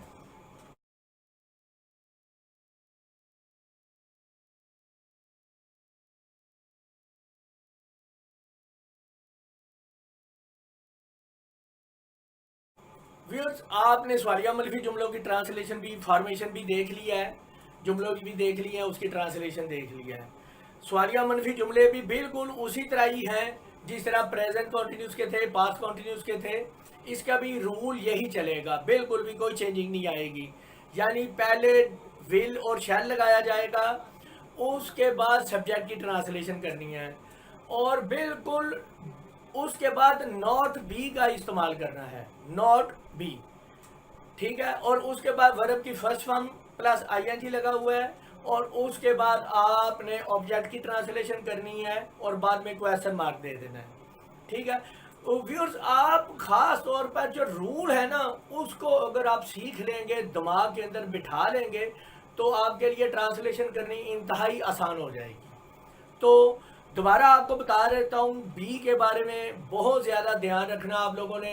विल और शैल के साथ बी सिर्फ सिंपल सेंटेंस जो है वहाँ पे लगेगा, अदरवाइज बी विल और शैल के साथ इकट्ठा किसी भी जगह पे नहीं आएगा। ठीक है, इसके अंदर भी अगर WH वगैरह आ गया है, क्या, क्यों, कब, कैसे वगैरह, तो पहले आप WH लगाएंगे, फिर विल शैल की ट्रांसलेशन हुई है, उसके बाद सब्जेक्ट लगा है, उसके बाद बी नॉट बी लगाया है और उसके बाद वर्ब की फर्स्ट फॉर्म के साथ आईएनजी और उसके बाद ऑब्जेक्ट लगा के ट्रांसलेशन क्वेश्चन मार्क दिया, ट्रांसलेशन कंप्लीट हो गई। ठीक है, आपने जो ट्रांसलेशन देखी है उसके अंदर भी यही चीज़ें इसी रूल के तहत जो है वो सारी ट्रांसलेशन की गई है। तो व्यूअर्स, मैं उम्मीद करता हूँ कि आप लोगों को कॉन्टिन्यूस टेंस जो है, मैंने कॉन्टिन्यूस का वर्ड इसलिए इस्तेमाल किया है कि आज आपको पता चल गया होगा कि कॉन्टिन्यूस टेंस में टाइम चेंज करने से वर्ब के ऊपर कोई फ़र्क नहीं पड़ता। वर्ब यानी काम हमारा जारी हालत में ही है, चाहे टाइम हमने उसके साथ प्रेजेंट लगा दिया है तो काम जारी हालत में है, पास्ट लगा दिया है काम जारी हालत में है और फ्यूचर लगा दिया है तो काम तब भी जारी हालत में है। प्रेजेंट परफेक्ट है।